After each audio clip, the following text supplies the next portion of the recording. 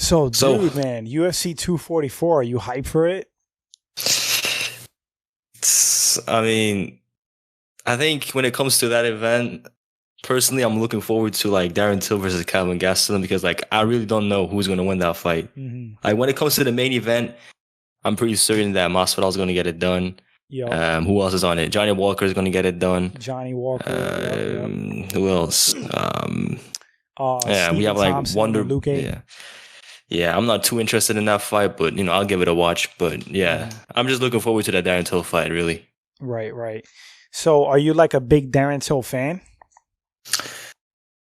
I mean, I guess I'm like just a normal fan, but I think what intrigues me most is just this style of a matchup. He's moving up in weight, coming off of 2 losses. We're not too sure how he's going to do. And what else is there? Calvin Gastelum, he has slick head movement, so Darren Till is going to have a tough time trying to catch him with those like pretty telegraphed shots. At a heavier weight, the opponents may be a bit slower, but Calvin Gastelum, being a former welterweight himself, I don't think he's going to have much trouble with movement, right? So I think we're just going to have to wait and see where Darren Till is. So yeah, that's man, really it. It's a big question mark because like we don't know how Till's going to perform. I don't know if he's ever fought at middleweight before, but when they announced this fight, I remember I was thinking like, man, that's a tough, first fight at middleweight. You know what I mean? Because Gastelum is serious. I think one of the reasons why they went ahead and got Gastelum is because like he's a former welterweight himself. He's not the biggest of middleweights to begin with. So Darren's going to like maintain his height and reach advantage. That he usually has over all of his opponents. I think at welterweight, Stephen Thompson met him like in size, but he did not, match him in weight. So when you take a look at Calvin Gastelum, on paper, he should be like a fight that is not out of the ordinary for Darren Till. If you're going to take that guy and put him in there against Israel Adesanya, he was like, what, 6'4"? And 80-inch reach? That's just a way different fight. Darren likes to come forward and like be the weight bully, right? And if you take Darren and put him in there against Paulo Costa, who also is like a weight bully, if you think about it, it's going to be like 2 loaded trains, colliding with one another. And usually the bigger guy in that scenario gets it done. So if Darren goes in there and fights Paulo, I don't think he's going to win. Yeah, I mean, you're right. Like if all skills are equal, usually the bigger guy does win. We got Steelers in here in the live. He says Nate 3rd round submission. What do you think about that? Personally, I don't think Nate can get it to the floor. I think Jorge's takedown defense is excellent. Physically, I don't expect Nate to be able to drag him down. I mean, yeah, I agree with you, man. I think, not to cut you off, but I think Masvidal's wrestling is pretty, it's kind of like underrated. You know what I mean? Like people are sleeping on his submission grappling and his wrestling skill. I don't even think the ground's going to be a factor. I mean, I don't think Masvidal's going to get tapped out by Nate. That's just my opinion. Yeah, I just don't see it happen. Like, I really don't see it even being a close grappling exchange. Maybe like there's going to be some clinch work, like in the Anthony Pettis fight. But other than that, I'm really just expecting a 5-round decision victory for Masvidal. I mean, I think if you take a look at Masvidal, footwork, that's his advantage. Hand speed, his advantage. Combinations, power. He's a little more diverse on the feet, head movement. Like everything screams just a better striker to me when you take a look at Jorge Masvidal. The only thing that Nate has in his favor is just, I mean, could you really call it an advantage? Obviously he likes to come forward the entire time, but it's. What about, I don't know. What about the cardio? Do you think Nate has an advantage in cardio, or do you think it's close enough? I think they're equal. What's up, Tate? I don't see Diaz tiring out Masvidal by leaning on him like the way he did to Anthony Pettis. Anthony Pettis, he cannot really take pressure. If you like Anthony Pettis, I think this is the problem with like a lot of kickers. If you're a kicker and then you go ahead and fight somebody who pressures you and takes away your kicking, you're kind of already immobilized. And Anthony Pettis is just one of those guys. And plus, he was not really the bigger guy in there. Nate was like, he also outweighed him. So Yeah, I It was agree with pretty you. obvious to me that like the fight would end up in that way. Yeah, I agree with you. Some guys, they do well when they're a hammer, but when they're a nail, I mean, they just kind of break, you know. Yeah, yeah. But I mean, I'm expecting it to be like an amazing fight. I mean, both guys are so durable. I can't even say that one's gonna finish the other. It might go to decision. I mean, that's what I'm thinking. If anything, I think Masvidal would most likely finish Nate. I mean, who's to say though? Who knows? You know, Nate has a way of like shocking people, shocking the world. Like when he beats guys who you think he's gonna lose to, and it's like both Diaz brothers are like that. Like they don't necessarily look like they're super athletic. They don't look like they hit hard. They get tagged a lot, but they always find a way to like win and overtake the fight. It's crazy. True, but I just don't think that is the case with this fight. Yeah, I don't see it happening at all. Just logically speaking, I'm on the same page as you. Like I definitely think I think Masvidal's gonna edge it out. I'm on the same page. Yeah, but it's just that pressure, right? When you take a look at Nate, he obviously likes to come forward the entire time, but Masvidal's footwork and head movement, just defense, all like just taking a look at his defense, he just does it way better. Like even if you take a look at what Darren Till was able to do, he came forward, he was able to like drop him, but after that he was missing all of his shots. And Darren is a way, I would say, snappier striker than Nate. Yeah, but maybe that was like to Masvidal's advantage, right? Because it's easier to like dodge a snappy 2-punch combination compared to a 5-punch like consistent pressure. Yeah. So yeah, we'll see. It's an intriguing fight, man. Some of the comments in here, we got Taylor the Tape. That's another MMA channel. Super cool dude. He goes, Nate TKO round 4 or 5, and then Steelers says, Jorge has been submitted before in the UFC. So, I guess it's the cardio factor. You know, that's what a lot of people are hanging on, and. I mean, it's possible Jorge gets fatigued and he gets caught in something, you know, due to the fatigue. But I've always viewed him as having pretty good cardio. Yeah, I mean, even like all of his losses, nearly all of his losses came by decision. So he's somebody that goes to the distance quite frequently. I think against Damian Maia, that was a 5-rounder. No, that was a 3-rounder fight. I'm not sure. I don't remember. I think it was a 3-round fight. And he lost by decision, I believe. So, like, I mean, that says a lot about his submission grappling if Damian Maia didn't tap you out, you know? True, yeah. Did you see Jorge's comments regarding Damian Maia? He goes, basically, don't retire. He wants to run that one back. That's pretty interesting. I've not seen that. Yeah. Yeah, it is. Personally, I wouldn't, be that interested in that fight. I think Damian would kind of do the same thing again. I don't see Jorge Masvidal doing anything different. Maybe you could knock him out because at this point Damian Maia is what, 41, 42? Like 42, I think. So yeah, at some point, Father Time is going to catch up to him, but I would have to expect just the same result, right? It only has been 2 years since they fought, so. Yeah, I don't know. I mean, because there's always the argument fighters make adjustments and they get better. And sometimes you fight a guy once and you kind of like know what you have to do the second fight.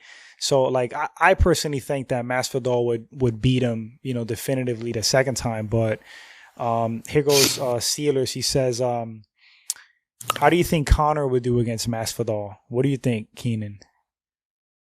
I think Masvidal would murder him. Stop him. Really? Wow. I think he would stop him. I think just he's like when you take a look at Conor, he's kind of similar to Darren Till. And Conor just, for a dumbed down version at least, you can call him like a a smaller Darren Till, right? Like what is he gonna do? Yeah, he's a diet. What is he gonna do? Like walk down Jorge Masvidal? Okay, sure, you walked him down, and now you gotta land. You're not gonna land that clean on that guy. And plus, if he lands on you, it's gonna be a lot heavier than what Jose Aldo was able to do to you. Plus the cardio, plus defense, just everything. Lanky. I don't see him doing. Like Nate is easy to counter for Conor because Nate is pretty slow when he like throws shots. He's like he builds up his shots, right? He's not like a snappy puncher like Jorge is. So for Conor to like slip his jab, come back with his left, he can do that against Nate. But against Jorge, he's probably going to get hit with that jab. Yeah. Well, Nate's a lot slower. He really doesn't have a lot of head movement. He's just like willing to absorb shots to like hit you, you know? So I get what you're saying with that one. Like Masvidal's so damn crafty, and I never really like paid attention to the size difference. I mean, Conor, he's got a good size to him. He's kind of like an undersized welterweight though, but Masvidal doesn't look huge, but I think he is bigger than Conor. I think he's like, if they were to like stand next to each other, he would be like, you would definitely realize that these guys are not in the same weight class. Yeah, because like Connor's 5'11". Yeah. Conor could bulk up in weight, no problem. But even when you fought Nate for the second time, he weighed in at 168. And that was like him like blowing himself up to that weight. Yeah, and then also when you gain weight, who's to say that you're going to, you know, move the same? You know, it's going to probably slow him down. Like Conor's efficient weight, for me, in my opinion, is lightweight. I mean, that's the weight class he should be fighting in. He shouldn't really play with the 170 pounders.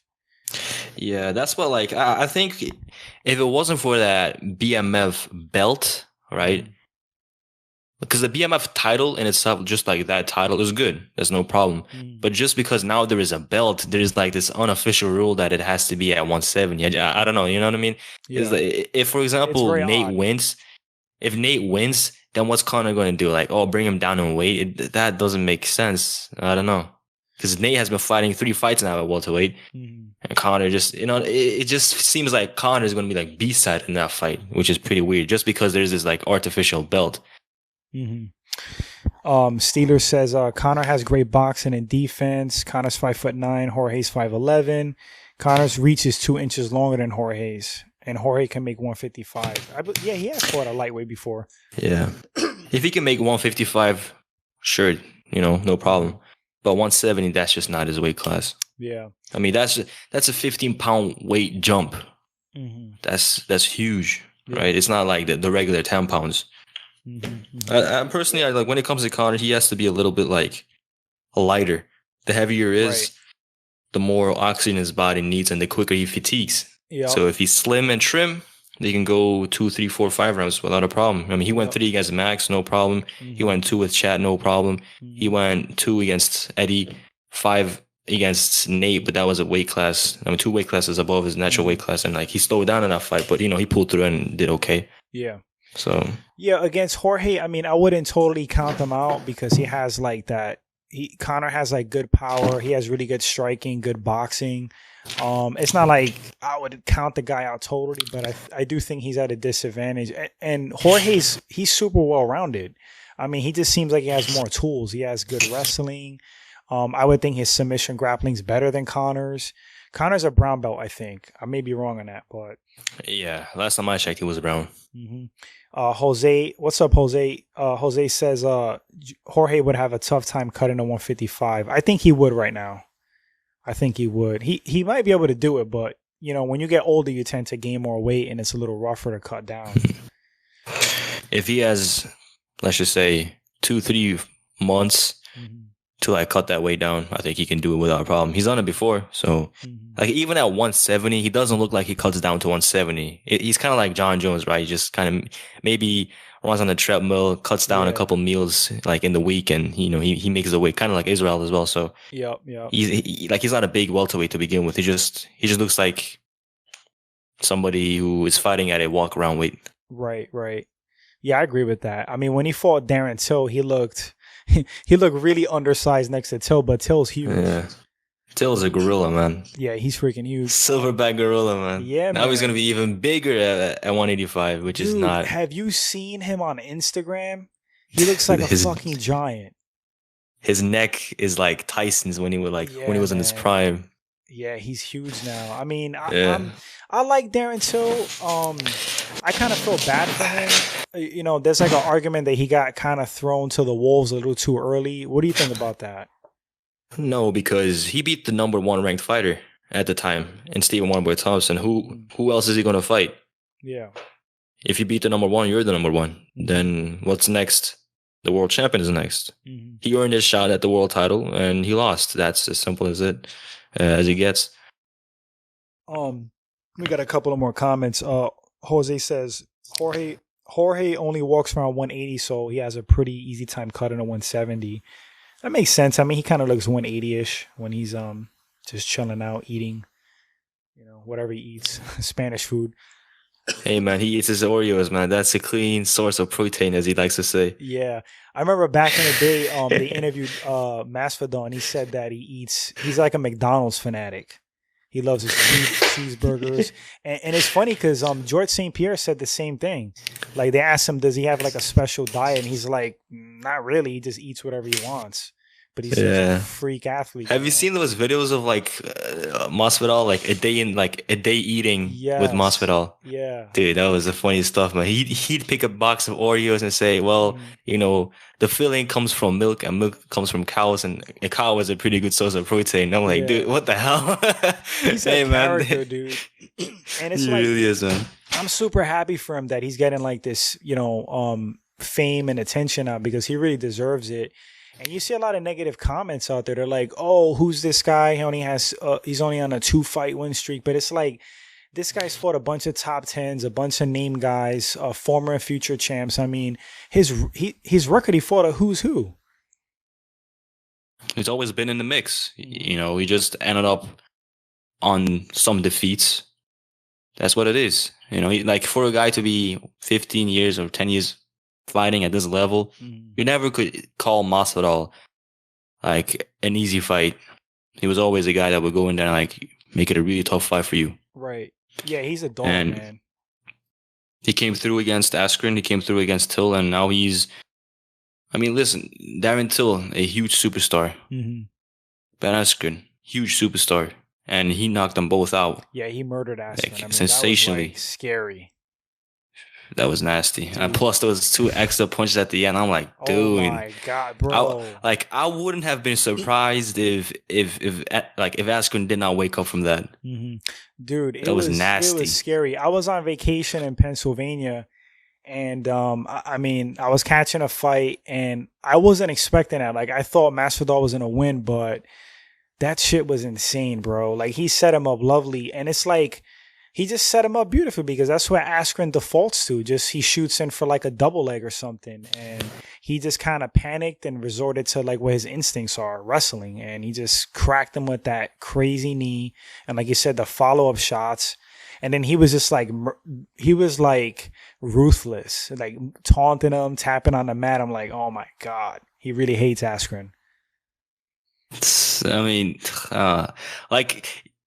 for a fighter to like knock your opponent out and then go ahead and like feel no mercy, that's just cold-blooded gangster, man. Cold-blooded.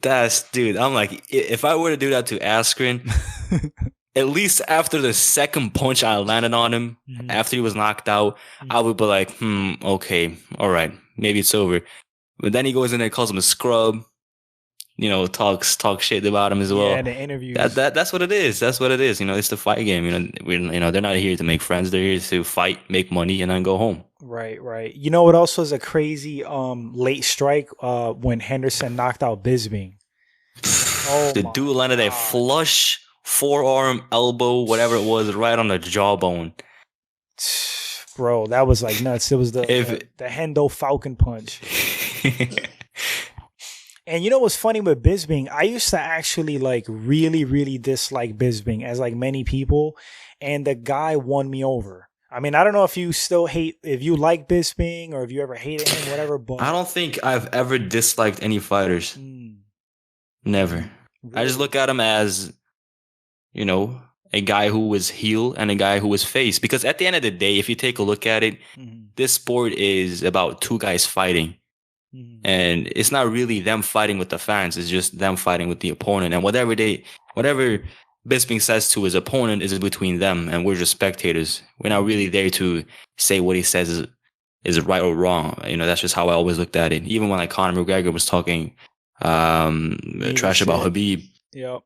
Like I'm Muslim as well, and like what Conor said to Habib and like mocking the religion, and like what I mean.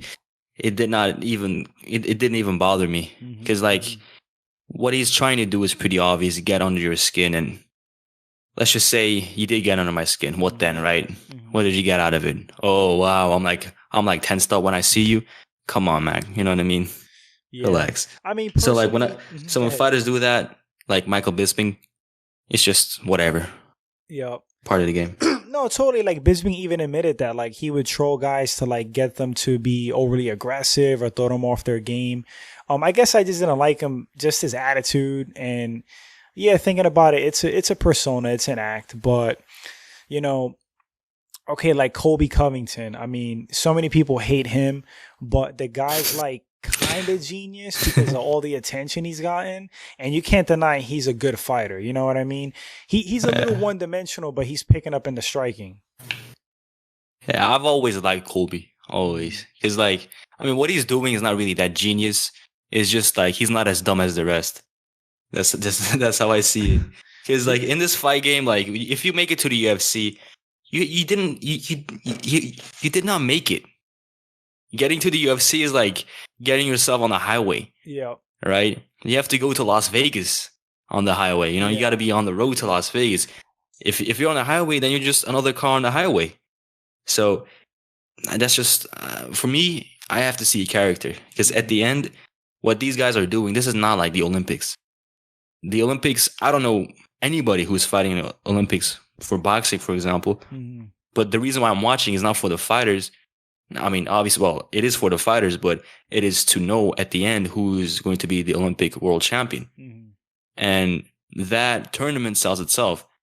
And if it wasn't for that tournament, I wouldn't even care to watch these guys fight. Yeah. So if a fighter can go in there and give us a reason to fight, watch the fight, I'm all for that. So you're a fan of the trash talk. Do you think there's like a limit to things, or everything's like on the table when it comes to trash talk? I mean, it doesn't really have to come down to trash talking. It's just about fight talking. After the fights, people say, oh, you know, I'll fight whoever's next. Well, okay. I mean, or they say, I don't care. Well, if you don't care, why would I care? Right? Yep. For example, when Daniel Hooker called out Dustin Poirier, now I want to see that fight. When Nate Diaz called out Jorge Masvidal, now I want to see that fight, and we are going to see that fight. Mm-hmm. When Conor McGregor got called out by Diaz, I want to see that fight, and now and we saw that fight. When Conor called out Jose Aldo, we got that fight as well. So there really has to be a reason for us to watch. There's literally every day there must be there has to be a reason.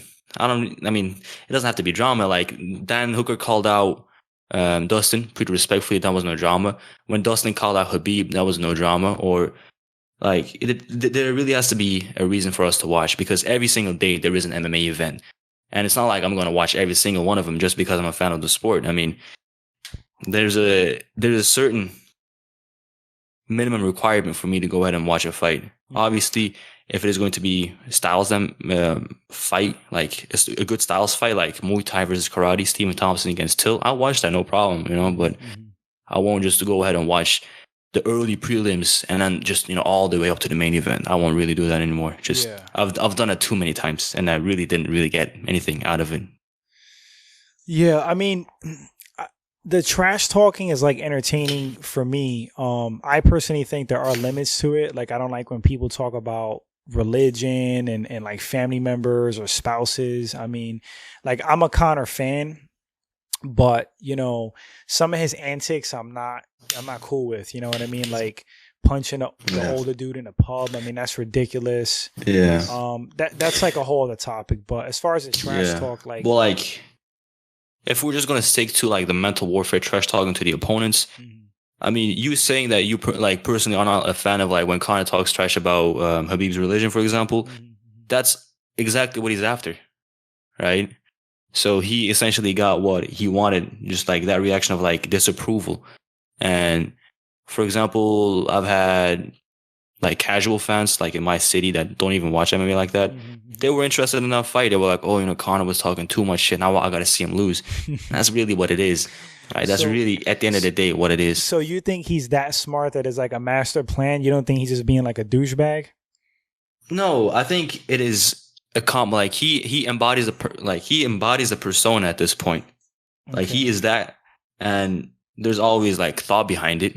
Mm-hmm. Like he's not just saying it just to say it. He says it to get under the skin. Some kind of plan behind to make him, to make him, feel like that Conor is there, right? If Conor just went up, like even before the fight, you never heard Conor talk about Khabib. You never heard Conor talk about Khabib, but you always heard Khabib talking about Conor. So when Conor finally got face to face, he really overdid it.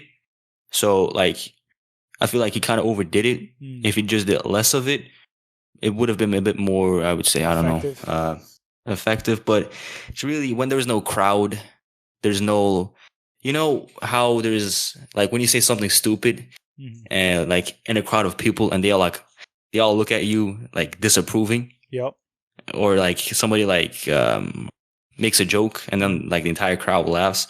If there's really no crowd, you don't really know if what he said was, good or bad. If a tree falls in the woods and there's no one around. Yeah, it's just like, okay, like now looking back at it, what Conor said, it was pretty interesting, right?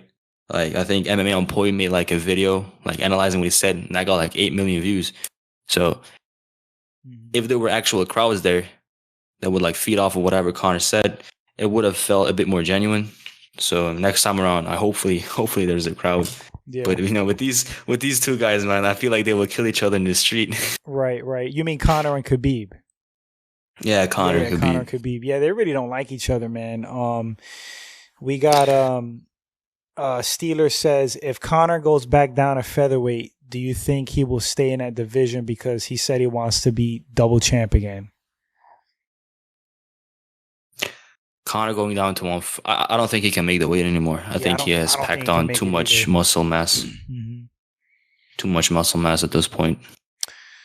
Yeah, I mean, I think it'll be a tough cut for him. I joked on here, when he was at 145, he looked like the zombie dude that was on Hellboy's back in the Hellboy movie. You know what I mean, dude? I mean, he looked terrible. It's like, I don't even know how he made weight and how he competed, but even on fight night, he didn't look fully like hydrated. You know what I mean? Yeah.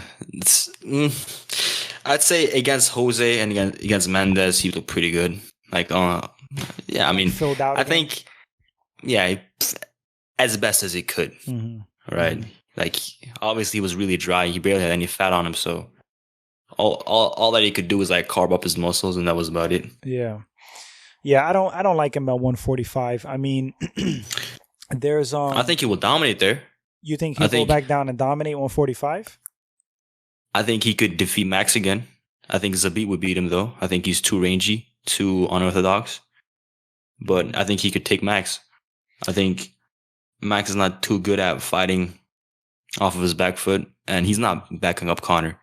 He wasn't able to in the first fight, and I think just if you take a look at their styles, they're pretty much the same. Conor still comes forward, probably is better than what he was back then.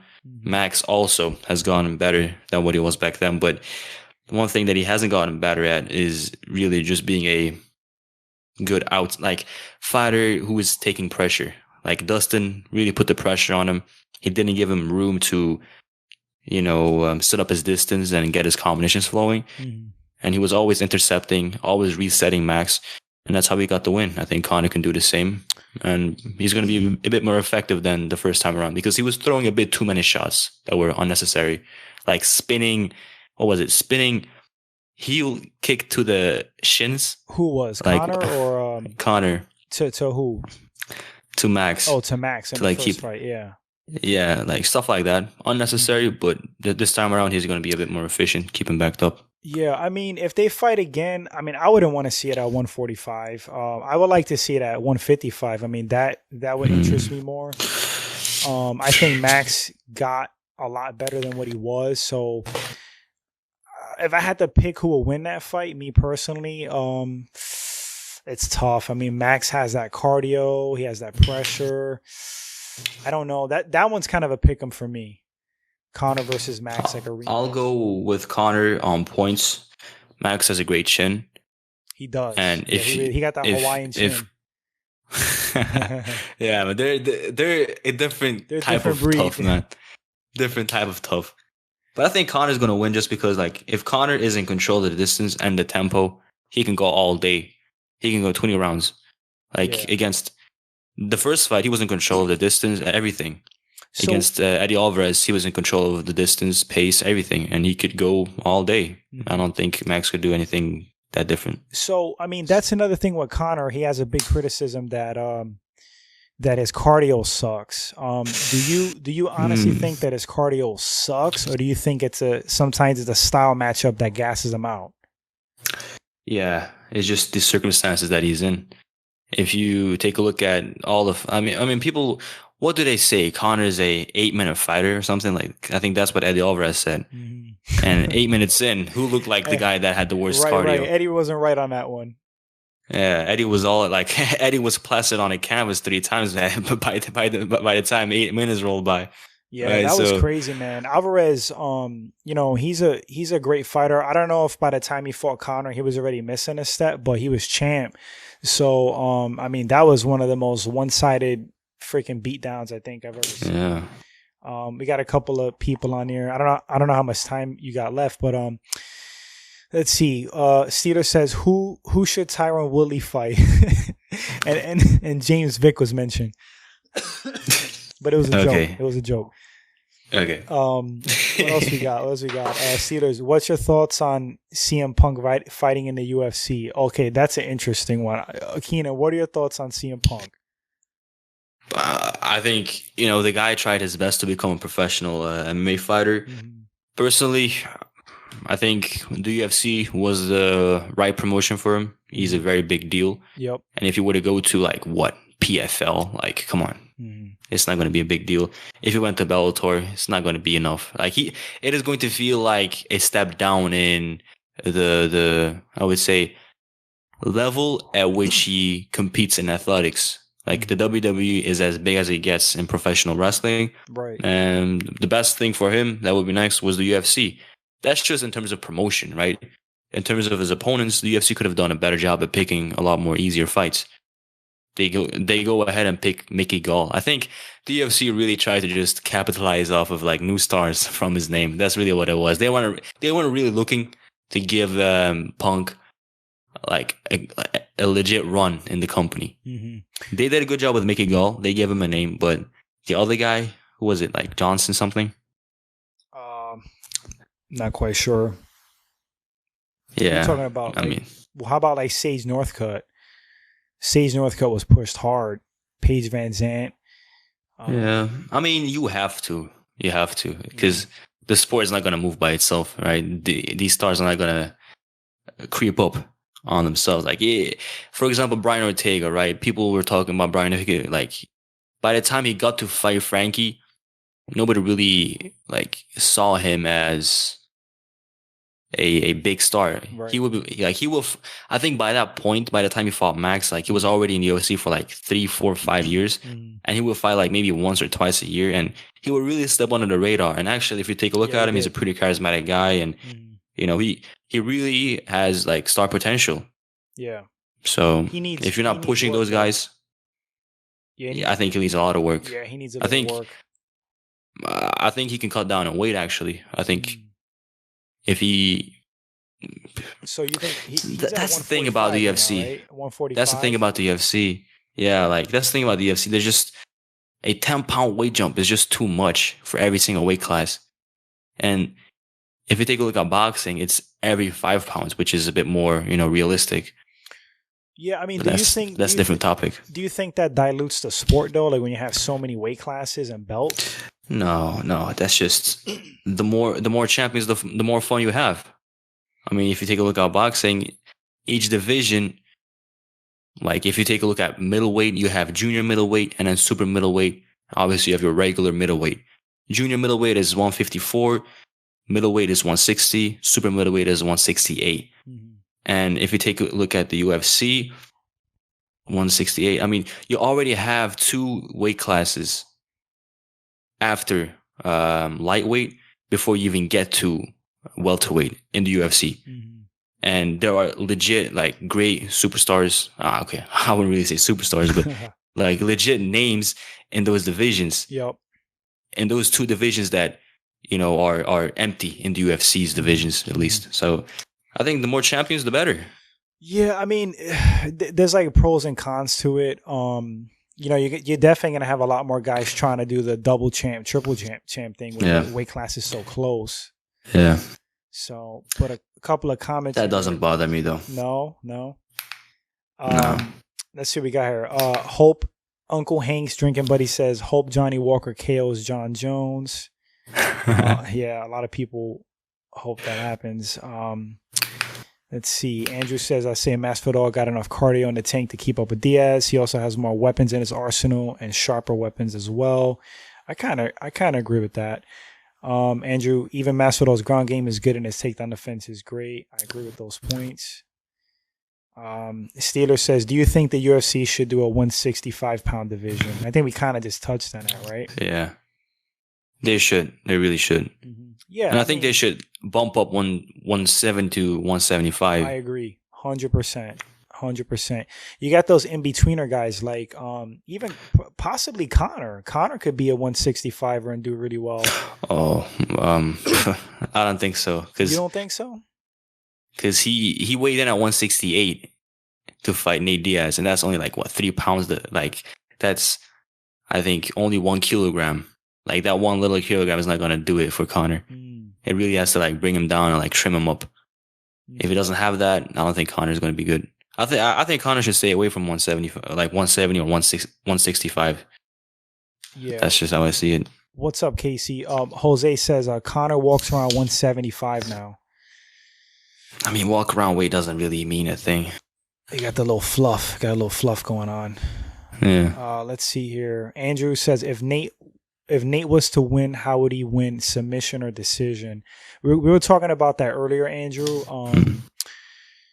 I'll let Kenan answer, but I think it's going to be tough to tap out Masvidal. He's so wily on the ground, and he's just tough. But I think it'll be decision, if anything. But what do you think, Kenan? If I had to pick between those two, he's not submitting Masvidal. So if he were to win, which I doubt he will, it has to be by decision. Just by, elimination of the options. Mm-hmm. Yeah. What about we didn't touch on Wonder Boy versus Luque.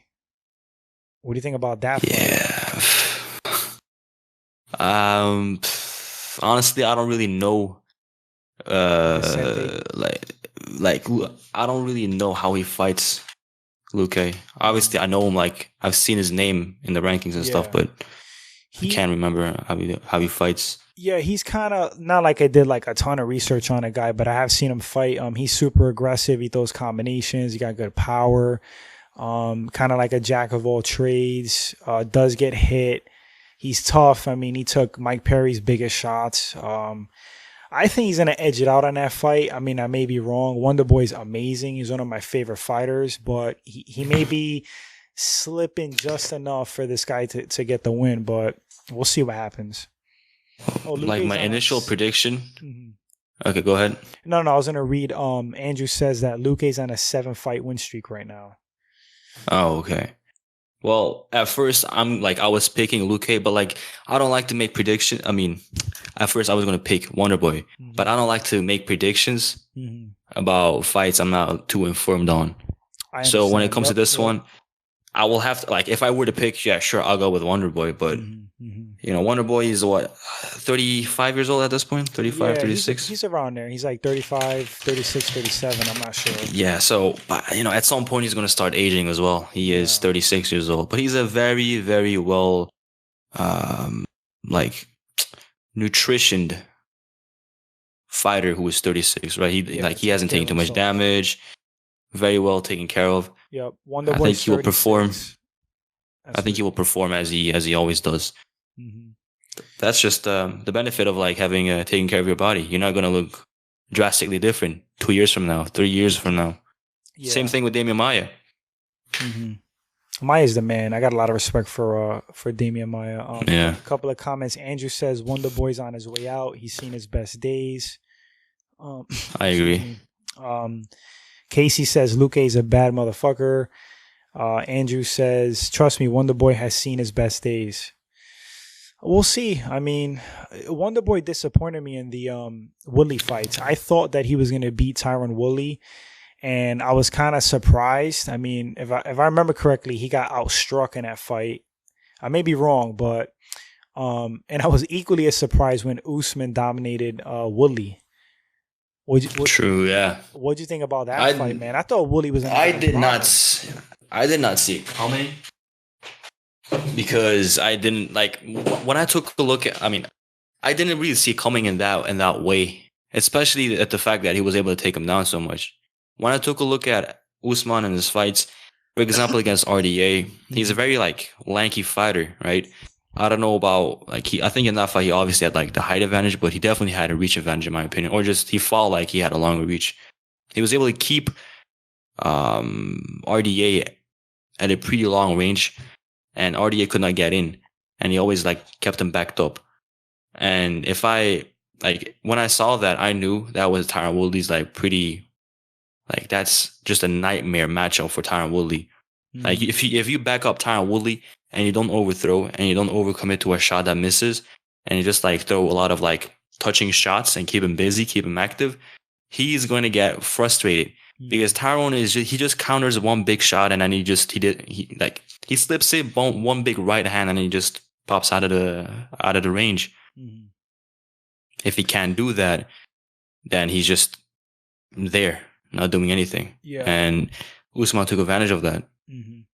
What surprised me the most in that fight was, excuse me, like when they announced it and it was leading up to the fight, I guess maybe I was sleeping on Usman, but I thought stylistically it was a bad matchup for Usman because I thought Woodley had more power, and I thought that Woodley's wrestling was not necessarily better, but it was good enough that Usman's wrestling wasn't going to be a factor. So when I'm watching the fight, I guess, I was as bewildered as Woodley in the fight because his face said it all, dude. Like he was against the cage and thinking, like, you could see it in his face. He's like, what the hell? Like, he thought he was like being ambushed right there, man. He's like, dude, am I fighting two guys? Who? Yeah, that's so strong. It's like his reality was shattered, man. It's like, when you think you're better at something as somebody and they're dominating you, it's like, what do you do at that point? Do you have a plan B or C? And he's talking a lot of trash though, man. He says that any night of the week he would beat Usman. So I don't know, man. These days? Yeah, he said that. He said that any other night that he would beat him, kind of like, I don't know if he was saying it was a fluke or he had a bad night. No. Yeah. Even the best version of Tyron Woodley that could have showed up wouldn't have beaten the worst version of Usman. You think even in future matches or just that night? I mean, in the future, Tyron's only gonna get worse. That's age. It's TMZ, bro. It's TMZ. It's a TMZ and like the flopped rap album. Let's see, dude. Did you see that tweet that Dylan posted? Like he retweeted. Like Tyron Woodley performing at the club, and like Dylan said, if you attend a Tyron Woodley concert, you really hit a very low point in your life. Wow. That was so funny when I saw that. Like I'm gonna get to a few comments here, but bro, like I'm not hating on Woodley, right? Like, hey, get that money any way you can. He's pursuing rap, awesome, good for him. I wasn't impressed with the stuff I heard from him. One song I was like, he's all right. You know what I mean? Like, but whatever. That's yeah. When he freestyled, that was okay. On the radio show, yeah. I was okay. He's got some bars, but like those were not freestyle. That was prepared stuff. I think when it was before UFC 205, it was like throwing shots at Conor as well. Yeah, but his raps are hilarious, dude. Because it's like, what's he gonna rap about? Just beating you up? Like, who's really gonna listen to that? You know what I mean? Like. Yeah, it's kind of funny. But like, go ahead. He's making money. He's making money. I can't hate on the guy. Whatever. Yeah. If somebody's buying it, whatever. Some of the comments are Casey, who are viable contenders for the BMF belt, multiple divisions. Another good one here is so what do you think about Colby versus Usman? Whoa, that's an anticipated fight. Those are two trains coming forward at 120 miles per hour. And the first guy that takes a step backwards is going to start losing. Who do you got in that fight? I mean, I think I did a breakdown for that. I'm going with Usman. Yeah, I'm favoring Usman because Colby Covington, he smothers his own work a lot. He comes forward. He doesn't sit on shots. He does not really generate too much power. So even if he were to back up Usman, he's not gonna knock out Usman, and that's gonna last for what, 5 rounds? He's gonna like throw 30% power shots, onto Usman. Like Usman's gonna take those. He's not gonna knock out Usman. So I eliminate that already. So given the fact that he's not gonna like keep him backed up for like 5 rounds like he did against Lawler, I would have to assume that just automatically Usman is gonna find a way out of it and gain success.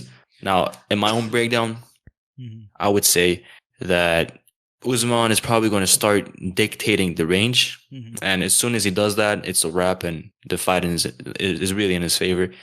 If Colby shoots on him, like Colby is very relentless with his takedowns and wrestling. Right. I'm sure he would I'm sure he's very able to take him down, but I don't think he can consistently do it, and that's the problem. If he can't have consistent success as a wrestler and running out like the opponent against the cage, you're not going to win rounds. And just pure striking, I think Usman is better. He's going to be high stronger in reach too. I would imagine he's stronger than Colby Covington. Yeah, I would think so too. The cardio factor, I mean, Usman, he has good cardio. I mean, Colby might have the edge in the cardio, but I don't know if it's going to be a factor because Usman's not really a slouch either. He doesn't really gas. He's known to like go and go. And I'm looking at their measurements right now. Colby's 5'11" with a 72-inch reach, and Usman is 6 feet tall with a 76-inch reach. Yeah. So he's definitely going to be the bigger man, probably bullying Colby. And I mean, in the pure wrestling, who do you think is going to get the better out of the grappling exchanges? I think Usman.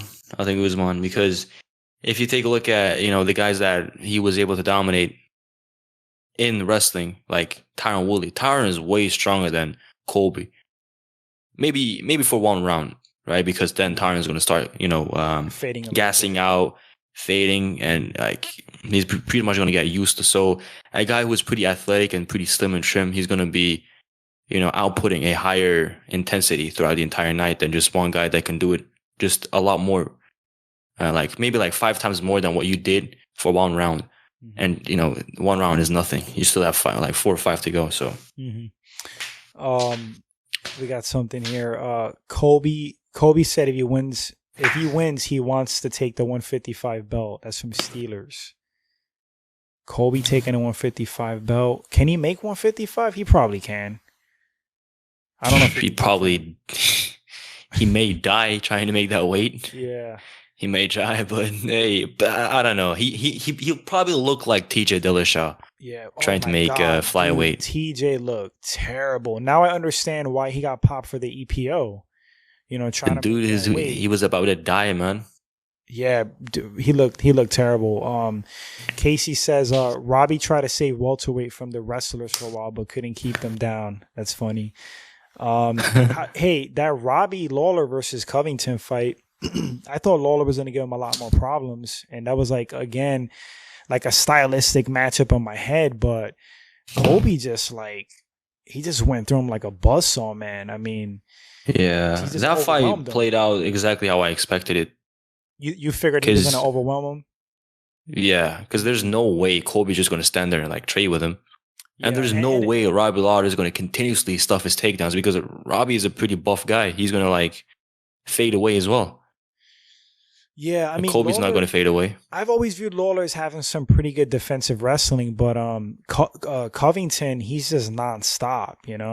How about it'd be an interesting one, Covington versus what's his face? Even though he's a weight class lower, but he's got the frame for it. Ferguson. That would be interesting. Oh, that would be an interesting fight. Okay. Oh, that fight. Yeah, I'll favor Colby to win that fight. You would take Colby? I think I would take Ferguson in that one. Ferguson's a dog, man. He's so well rounded. True. Because cardio is insane. I don't there's no way Tony Ferguson keeps Colby off of him. No way. But it comes down to the wrestler taking down the Brazilian Jiu-Jitsu practitioner. And Ferguson's pretty lanky, long legs, long arms.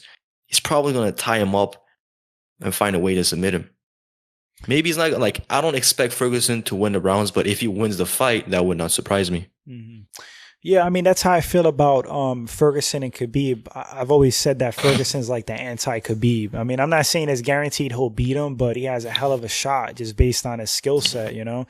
Because like when I think about Khabib, I mean, what does he do? It's simplistic. He, you know, he strikes just enough to secure the takedown, gets top position, pounds on you, beats you that way, or gets you to turnover, chokes you, or wins by decision, and he's top game. So what is Ferguson? Ferguson is, you know, 10th planet BJJ black belt. He scrambles a lot. He has nasty chokes. He's dangerous off his back. He can sweep you. He's just, I don't know. And then striking, call me crazy, but I think that Ferguson's like leaps and bounds above Khabib striking. And I think he would just dice him up.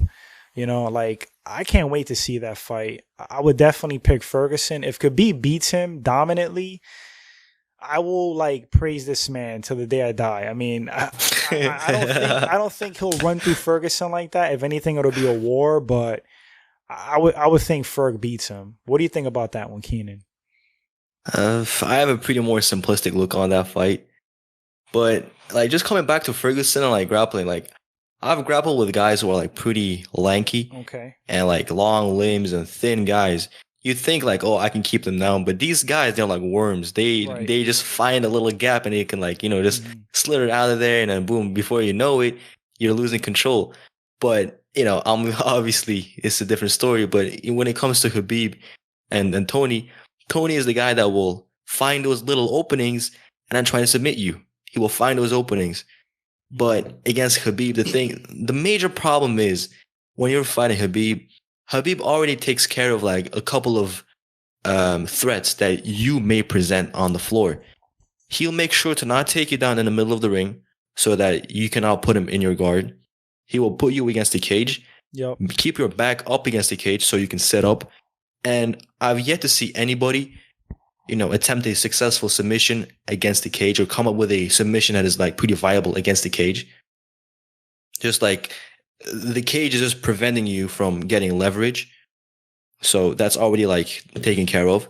So if Khabib takes down Ferguson, which he probably will, he's just physically way stronger than him. If he backs him up against the cage, he will take him down and he will make him set up or, you know, like lie flat against the cage.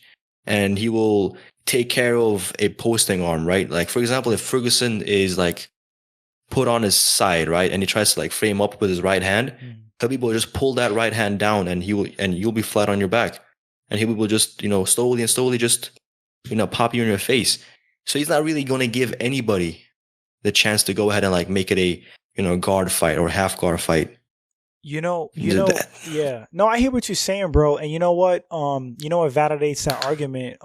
When Ferguson fought Kevin Lee, you know, I'm not saying Kevin Lee and Khabib are like totally similar, but you know, Kevin Lee controlled Ferguson, you know, that first round. And but I don't know. I feel like Tony, you know, he throws good elbows off his back. He's constantly moving. He doesn't just sit there. Yeah, definitely. And he is like he is the only guy that makes it a fight on the floor. Yeah, that's what I'm gonna say. That's what I was saying. Like he's probably the most capable guy on the ground that would fight Khabib. You know, up until this point, if they do book the fifth fight, the fifth setup, hopefully.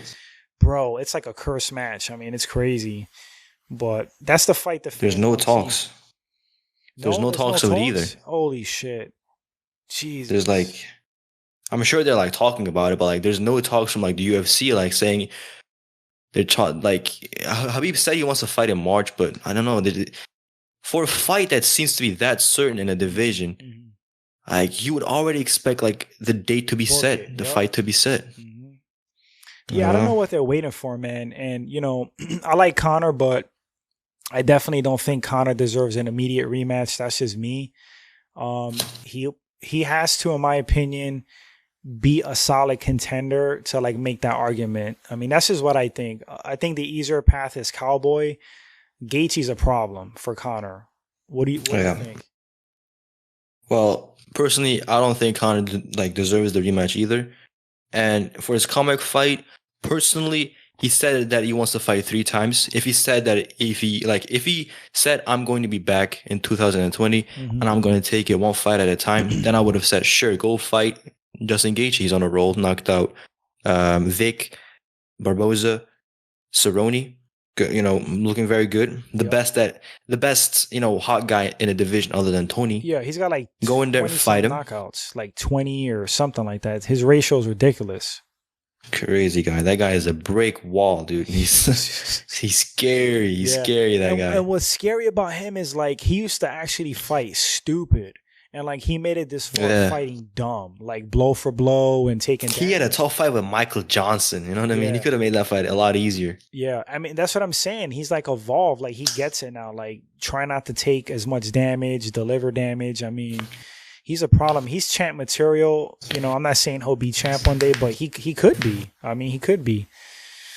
But Kenan, I'm gonna have to wrap this one up, man. I got a jet. Yes. And for you guys on the stream, thanks for tuning in. It's been a lot of fun. Kenan, thanks so much, bro, for being on. I had a lot of fun talking to you. Hey, man. Thanks for having me. Yeah, man. Of course. Anytime. We got to do it again. I had a lot of fun. Sure. No problem. But yeah, man. Have a good night. And I'll get up with you later. And for you guys on the stream, thanks for watching again. And see you guys next time. All right, guys. See you guys later. Thanks for having me. Good night. Later. Later.